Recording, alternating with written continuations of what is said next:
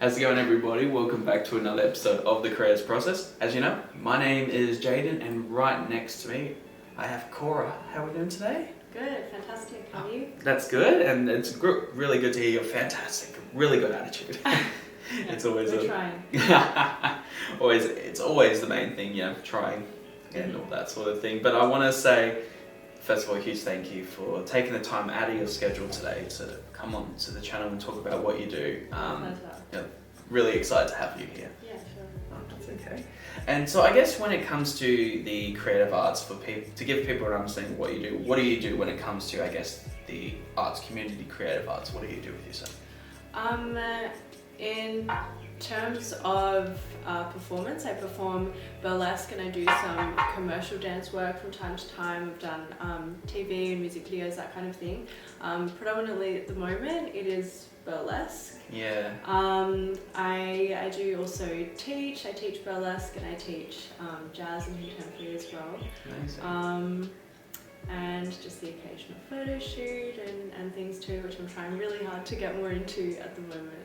Amazing. Yeah. So a bit of a nice variety of different creative outlets, I guess you could say. Yeah, a little bit. Do something different every day, which is nice. Yeah. Yeah. Do you feel like that's a bit of an important thing for you, where you feel like that you'd like to be always doing something different every day, or like, Yeah, absolutely. I think at different points in my life where I've been working a job and going to the same place, the same time every day, cannot handle it. I think even if I'm working a lot more hours, it's a lot easier having a variety of different things to do.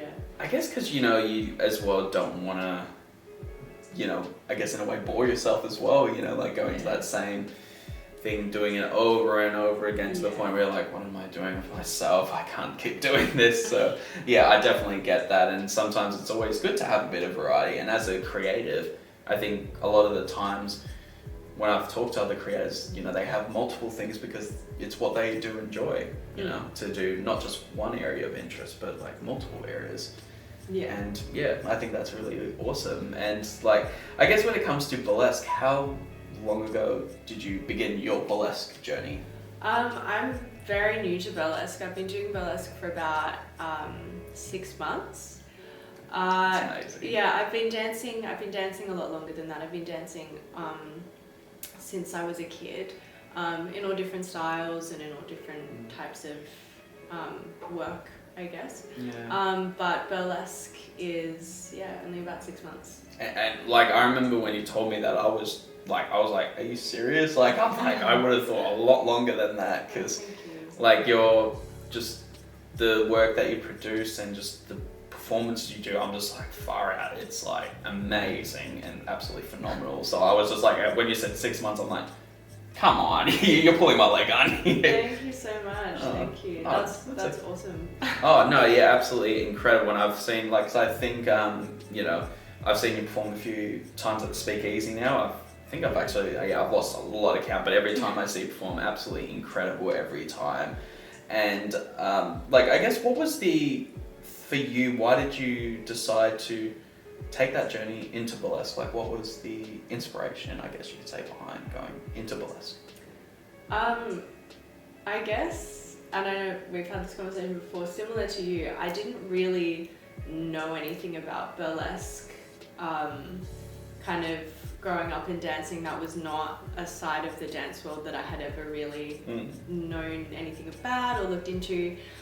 And then as my first kind of ideas of burlesque were embarrassingly like the movie Burlesque. I was like, okay, I guess that's, and I just didn't know a lot about it. And then as I got more into commercial dancing and doing a bit of modeling through that, and I started to, I guess, see other models and performers on social media, and some of those were burlesque performers, and then I kind of started to see a little bit more what it really was like and what it was about, and still never really felt that was something that I would do.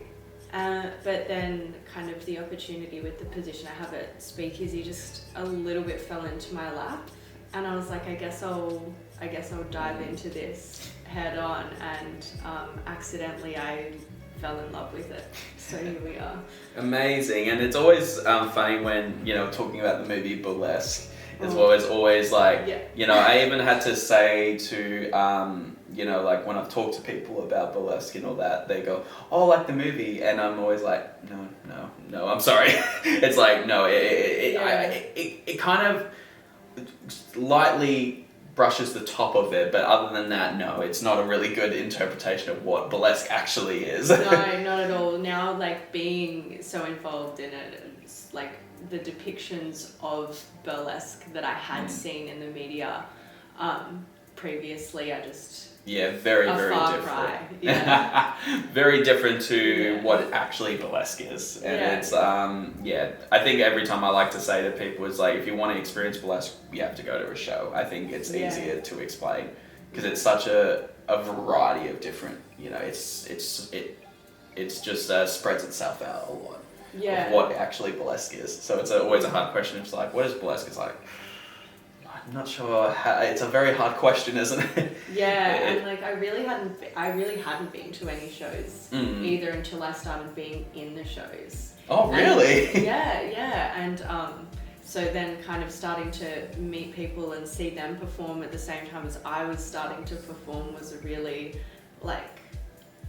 it was a little strange, also very cool and kind of surreal and It would be a very interesting experience where you're learning it as well on the spot as you're performing yourself. It's kind of like one of those things where you're getting to know the industry as you're working in it. Straight in the deep end. Yeah. Just dive right in. Yeah. Amazing. And I guess, talking about your style, I really, I think for me, one of the things that stood out, I really love the dark, because there are sometimes where you're working this dark lingerie, there's one where you're wearing a police hat, is it? Or it's like a... I call it my leather daddy hat. I don't know if it's kind of like a goth conductor's hat, a super gay hat. Fair enough. Fair enough. Fair enough. And I guess when it comes to your style of burlesque, of what you work in, what would you, I guess you could say, classify yourself as? What style you like to work in? Yeah, I mean, dark is the word that you used, and I guess that's a good word.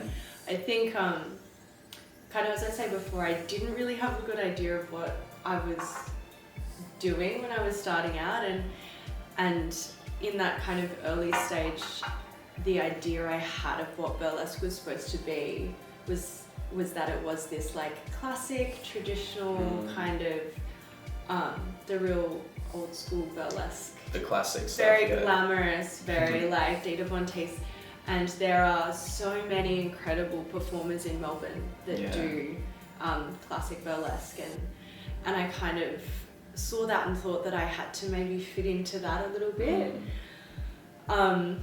And that just really I didn't connect with it. And so I started to just kind of shift a little bit more into what I like to listen to music wise, and kind of what my aesthetic is on a day-to-day basis, which is obviously this. And I was like, you know what, I'm just going to incorporate that into what I'm doing, and some people will like it, and that will be my audience. Why not? And I guess I started to see other performers Ivana DeLune and Trixie Leday and Ferry, who does Burly Rock, who were doing more modern, who do metal and rock music, and I was like, yeah, I can do this. This is my people. There is totally a market for what direction I want to take my burlesque in. So I've definitely been. Absolutely, and I think it's all about finding your area of interest in and I think that's with any creatives, sometimes where you come to an art form and there's these different areas of it where you're kind of as you say with classic, you're I I don't think that's me, you know. Yeah. And then you come to the performers who like perform to rock music, the burly rock area. Yeah. You're just like that's more me. The dark side of burlesque and all that. I think that's more what I would like to go for, because you know, and I think that's what's cool about burlesque is that it's just so diverse in its style, and I think that's pretty awesome. Yeah. And I guess, you know, I always like to ask this, being part of the art form of known as the art of tease and all that. Like, when it comes to, I guess, the nudity aspect of burlesque, was that something for you had to learn to be comfortable with, or was it something you've always just been comfortable with when it came to working with having to wear pasties and all that? I don't necessarily think it was something that I was always comfortable with. I think definitely as I've gotten older and as I've come to like understand myself more and who I am as a person, in my gender, in my body, that I'm kind of just like, well, I'm doing it anyway. So I'm doing it, I'm here now. So I may as well do it confidently. Yeah, I think probably the first time it was a little bit like daunting, but yeah, I think I settled into it pretty quickly. Yeah, absolutely. And yeah, as you were saying, I think if you were to ask any performer about their first time ever doing a solo, I think it would be daunting for anyone, because you're pretty much like going on stage performing pretty much nearly naked on stage with literally just something covering the breasts and just wearing underwear. It's like, it would be very daunting. And like if I was to think of me doing that myself, I'd be like, oh gosh, I would even find that quite intense. So I give a lot of credit to performers such as yourself that are able to do that. It's amazing, absolutely incredible. I guess like another part of the mindset that I've really come into is, look at all these people who want to come and see that, and they're paying for it, and they're here to see me. They think I'm cool, they think I'm hot, so like, yeah, absolutely, I'm gonna do it. Yeah, let's do it. That's what they want. Give them what they want. They want to see Cora. Yeah, absolutely. Amazing. I love that. A good positive attitude, and I think it's the whole idea about feeding off the crowd energy as well, you know. And like they always, you know, as you know, every time a host comes on stage, it's like, burlesque performers feed off the crowd energy, so you want the crowd to be like cheering you on, applauding you, because it helps. I could imagine it gives you the adrenaline to keep performing and keep you know, being in that zone, because I can imagine like if you were to perform to like just a crowd that's just so silent, it would just be very odd. You'd just be kind of like going, is anyone in the crowd right now? So uncomfortable. Yeah. So in a way, it's like it would make you, in a way, more uncomfortable to be on stage when the crowd's just silently just watching. Yeah, like, absolutely. Far more uncomfortable. Yeah. Yeah. So it's like, you know, so words for people watching, cheer burlesque Cheer for performers. us. Yes, absolutely. Scream, swing something around in the air above your head. I don't know. Call out my name. Oh, I'll have to do that next time. Like, yeah, Cora. Yeah, please. Amazing. Please do. I'll have to do that next time at the Speakeasy. And so with the teaching aspect, so like you said you've been teaching for how many months now? Like, so I've been teaching for years in like contemporary and jazz, tap, hip hop, commercial, and heels dance. And I've been doing that for a long time. I've probably been teaching like commercial heels style dancing for almost 3 years. wow. And when I kind of came into my position at Speakeasy, I was kind of given the opportunity to teach like a commercial / burlesque workshop. So I've been doing like a few little beginner heels burlesque workshops, just kind of the basics, and that's been really fun. So we get a lot of people who come to the shows and think, wow, that was great, I want to do that, and then they'll just come into one of our workshops. And it's very low key.